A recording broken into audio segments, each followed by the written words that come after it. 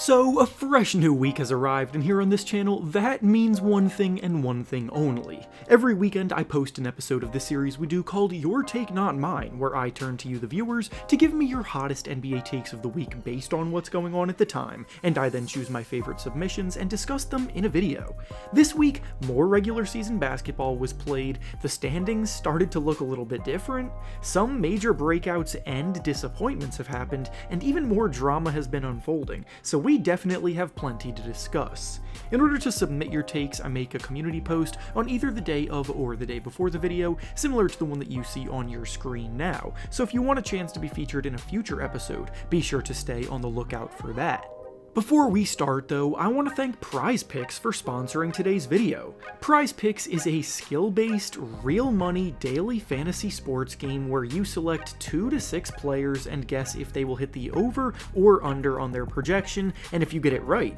you can win up to 25 times your original entry. Obviously, we're all basketball fans here, but PrizePicks has almost every sport you can think of available to choose from and play. To add to the fun, they also offer frequent bonuses, discounts, and weekly promotions such as Taco Tuesday and Flex Friday, plus so many more specialty free spaces to watch for throughout the year, so you don't want to miss those. I personally will be playing Derek White to score over 11.5 points, Jrue Holiday to make over 1.5 threes, and George Niang to make over 1.5 threes for tonight's slate of games. To sign up, go down to the link in the description of the video and use promo code REFERENCE when you sign up to get a deposit match bonus up to $100. Once again, thank you to PrizePicks for sponsoring today's video. Now let's get back to the topic at hand. The first take we'll be discussing today comes to us from Texasaurus, and he basically says that James Harden is at the point in his career where he hurts a team more than he helps because of his attitude and his style of play.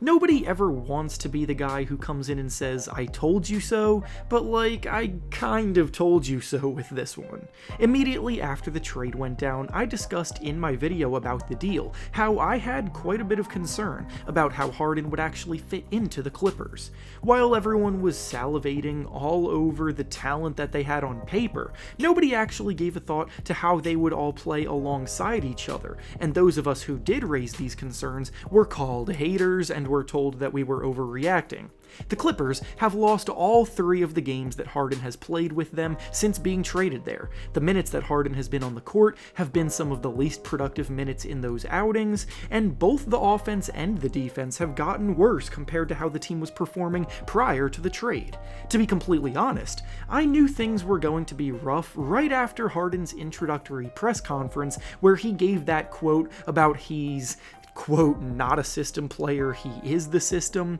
because the entire basis of his beef with the Sixers was based in similar delusion and him wanting a bigger role apparently. In his head, he is still the same exact player that he was during the height of his Rockets days, and the fact of the matter is that he is no longer that guy. He refuses to accept that he is fading now, and his delusions are negatively affecting the 4th team that he's been playing on in a 4-year span. On a team where Kawhi Leonard and Paul George should be the priorities, he has come in and hijacked the offense. The backcourt of him and Russell Westbrook was always going to clash as 2 high-usage guards that give you barely anything without the ball in their hands, and we're already seeing how much of a work in progress this combination is going to be.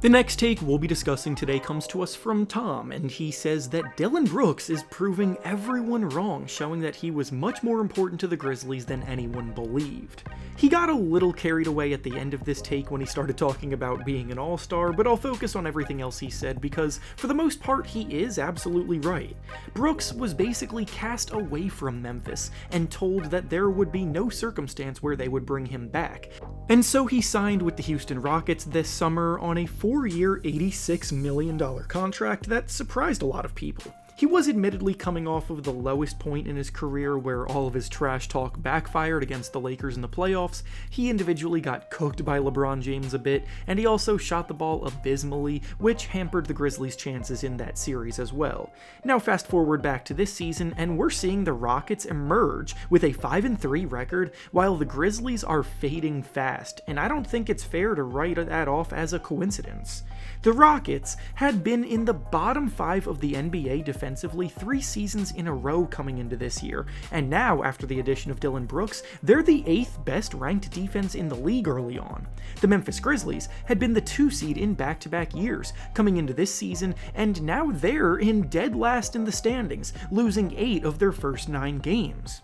Brooks may not be a consistent offensive player, and his antics can definitely be annoying at times, but he brings the intensity on defense and sets a tone that the rest of the team around him follows. Getting this Rockets team to play not only average defense, but actually genuinely good defense is nothing short of a miracle, and Brooks definitely deserves to be in the conversation early on for the all-defensive team. I'm not saying Brooks is the only reason each of these teams are trending in opposite directions that they're in, but he is definitely a pretty big factor. Obviously, the Grizzlies are also missing Ja Morant for the first 25 games, and the Rockets also signed Fred VanVleet this summer and drafted Amen Thompson, but Brooks is definitely proving to be worthy of the contract that he got, and the Grizzlies do miss him, whether they want to admit it or not.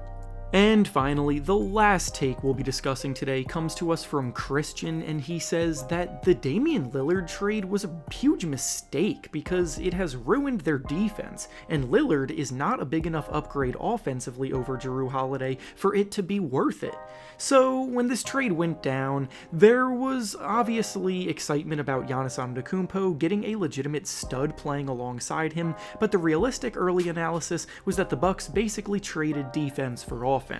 Well, 8 games into the season, the Bucks have basically done exactly that, and whether or not it will be worth it is still to be determined. Last season, the Bucks ranked as the 4th best defense in the whole league. This season, they rank 25th. The perimeter defense for the Bucks has been pretty porous early on, which is obviously something that Jrue Holiday used to help them patch up, and a combination of Damian Lillard and Malik Beasley in the same backcourt is going to continue to be something opposing teams can take advantage of, because the cold hard truth is that they're both pretty bad perimeter defenders. The good news though is that the Bucks have been much better offensively, going from being ranked 15th last season to now being the 7th best offense in the league early on this year. Ultimately, the Bucks made this trade for the sake of playoff success, so I don't think there's any reason to overreact to things right now. Jrue Holiday had struggled a ton offensively in the playoffs in each of the last 2 years, and the Bucks season ended early each of those seasons partly because of it, so I don't think they could have run back the same group and expected different results if they wanted to keep Giannis happy. This is a swing that they had to take, and while the pressure is definitely on Lillard to come through for them in the postseason and help lead them back to the conference finals, NBA finals, and maybe even winning a title, I do think the defensive concerns are valid and something to continually monitor this season as it progresses. And with that being said, that's all I have for you today. Make sure to like the video, subscribe to the channel, and comment down below what you think about the takes we discussed. Thanks for watching, and I'll see you all next time.